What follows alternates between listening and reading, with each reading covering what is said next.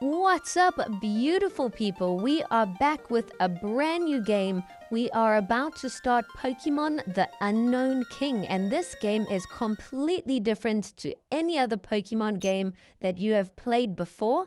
You kick things off by choosing our character. You can choose between Adam and Eve, and they start off with a little introduction into the game. And like I said, this game is completely different. There's no professor to start things off. There's no towns, gym challenges, or gym badges. It's a completely different game, and it's a puzzle-focused game. So the objective of this game is to try and find 26 unknown hidden all over the map. And in order to uncover new paths and new sections, you need to challenge bosses and unlock certain HMs. With more HMs, you can explore more of the area and find more unknowns. And you gotta train up your Pokemon, catch Pokemon, and get stronger along the way. So here we can start things off by choosing our starter Pokemon. You've got an Alolan Vulpix, a Houndour, or an Electrike. We've gone with Houndour, and as you can see, there are two crystals here.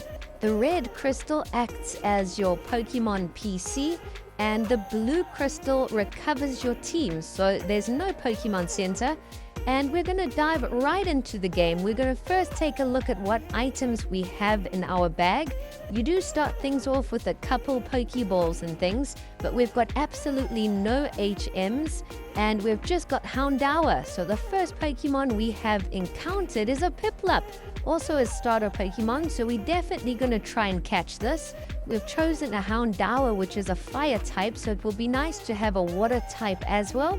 You start things off with 10 Pokeballs, 5 Great Balls, and an Ultra Ball or 2, so just keep that in mind. You can buy more of them, but money is quite an issue in this game, so you don't want to go spending too much. We are going to show you all the little sneaky tips and tricks that are going to help you along in this game, so do stay tuned. It is a really fun game to play.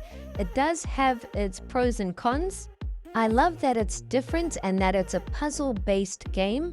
It's not a very long game. It's probably going to take us 4 episodes to complete the entire walkthrough, and there's only one large area that you can explore further when you unlock more HMs. The only one negative that I found in the game is that there are no repels, so you cannot avoid wild Pokemon encounters, and they are everywhere. You're going to encounter Pokemon until you are completely sick of it, but there is ways to avoid it or speed it up, because I do understand that you need to have these encounters in the game, otherwise it's just going to be way too easy. So just keep that in mind. There is no way to avoid all the wild encounters. However, you can just run away from the battles, and that works most of the time.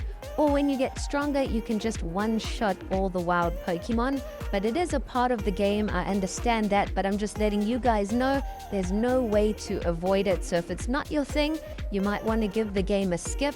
But I do recommend that you stick with it and give it a go. Like I said, it's not a very long game, so if you get a bit tired, have a break and play at another time. But it's a really fun game, and I did enjoy it. So we're just exploring the starting area, and as you can see, we've pretty much explored all of the outside area that we can reach. We don't have HM Cut or Surf yet, and we've just found Unknown X. So as you can see, we have found our first unknown. We've got to try and find all 26 of them.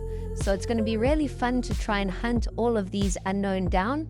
And we've also encountered some really cool and strong Pokemon along the way. I'll definitely show you guys all the Pokemon we have caught and added to our team. There are lots of trainers to battle along the way as well, so that's the same as normal. And some trainers will give you a reward after you defeat them, so you do want to try and challenge as many trainers as possible. It is quite tough in the beginning of this game, but when you start getting stronger, it actually gets a lot easier, especially all the grinding bits. It did take me a while to pick up on a few tips and tricks, but I will share those with you earlier on to make your walkthrough and gaming experience a lot better. I'll definitely show you guys how to make a lot more money more quickly, and also how to level up your Pokemon without too much grinding. So I hope this video helps, and I definitely recommend that you give the game a play. But now enough yapping and back to the game. We have just caught a Psyduck and we are taking on the final trainer on the outer starting area. Some of these trainers are really tough, so you might have to do a bit of grinding in the beginning just to be able to defeat all the trainers in this little outer area. You can heal up your Pokemon as much as you want, so definitely try and catch a full team of 6 Pokemon. Try and level them up a bit and defeat all the trainers on the outside. After we have finished defeating this trainer, we are going to make our way inside the temple where most of the action takes place in the game.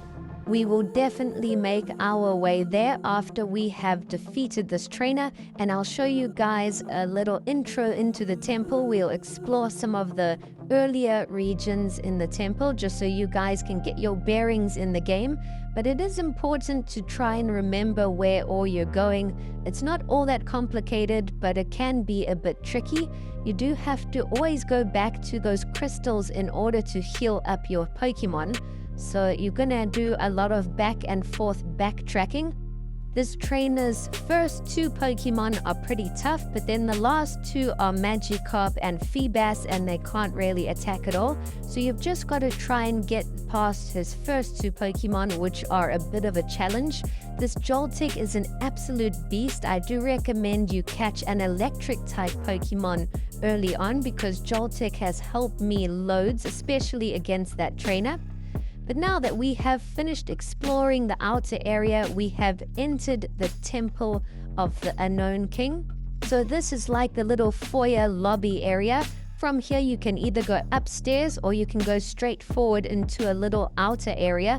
So you can go north, west or east. If you head south, you're going back out. But we've just encountered an Aron, which we have caught. I do like the idea of a steel type Pokemon. And we have found our second Unown right as you enter the temple. But now, staying on the ground floor, we have headed up north. We have found another Unown hiding behind the tree here. They can be really tricky to spot. Sometimes they are hiding behind people or objects. And here's our first little tip. We have just encountered a Chimchar, so remember this area where you can actually find them, because Chimchar holds an item that's really valuable, and as you'll see after this battle, you can actually learn the move Thief. I recommend that you teach Thief to one of your Pokemon as soon as possible, and if you actually use Thief on Chimchar, you'll steal the item and you can sell that item for 4,900 Pokemoney, I believe. So if you go and just explore that area and encounter 3 or 4 Chimchar, that will put you in good stead if you sell all of those items. And I do recommend that you use Thief on almost every Pokemon that you encounter. Every Pokemon is holding an item. Some of them are valuable, some of them are pretty cheap, but some of them are really cool hold items that you can equip to your Pokemon as well.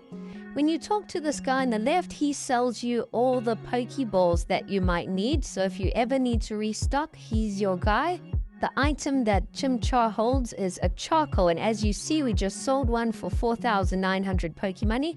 The next little guy with the purple backpack is the guy that actually teaches you the move Thief. So as you enter the temple, come upstairs and chat to him.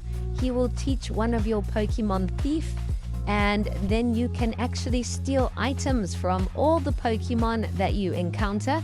So we have taught Thief to Houndour, and we are going to put Houndour to the front.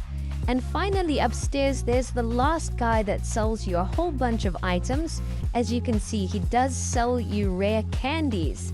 So if you don't want to do too much grinding to level up your team, do try and go and counter some wild Chimchars. You can use the move Thief on them, steal their charcoals, and then sell them and buy some rare candies. There is another little tip and trick that I recommend, but I'll show you that in the next episode. It is another, almost like a cheat to get rare candies. But now we are exploring the western side of the temple, and we have found the first little boss. In each area you can find a boss, and if you defeat them, they will generally award you with an HM. So this first boss only has 2 Pokemon, but her Pokemon are around level 14, 15. So you do want to make sure that your team is trained up quite a bit before you take on the battle, because she also uses potions to heal up her Pokemon. It is quite easy being the first boss, but some of the other bosses are really tough. I do recommend that you buy some revives and potions yourself before trying to take on a big boss. But we have defeated her first Pokemon, and the second Pokemon she has sent out is an Archon, level 18, so a bit higher than I thought. But luckily we still have a lot of Pokemon alive in our team. And when you're exploring the temple, you will see a whole bunch of unknown messages written in the wall. And depending on how many unknown you have found, you will find those letters in the message. So it won't make any sense in the beginning, but there are little clues with those messages. So the more unknown you find, the more of the message you can decipher. And once you have found all 26 of the unknown, you'll be able to read the messages clearly and get all the little clues and tips. So definitely try and read those messages when you have found a few unknown. You might be able to pick up on a few words. But we have defeated the first boss, and our Piplup has just evolved into a Prinplup. So I wasn't expecting that. That's really cool. That's going to give our team a massive boost. And this boss has rewarded us with HMO 6, which is Rock Smash. So in the next episode, we're going to get to exploring and use Rock Smash to uncover new areas. But that's all it's going to be. Thanks for watching.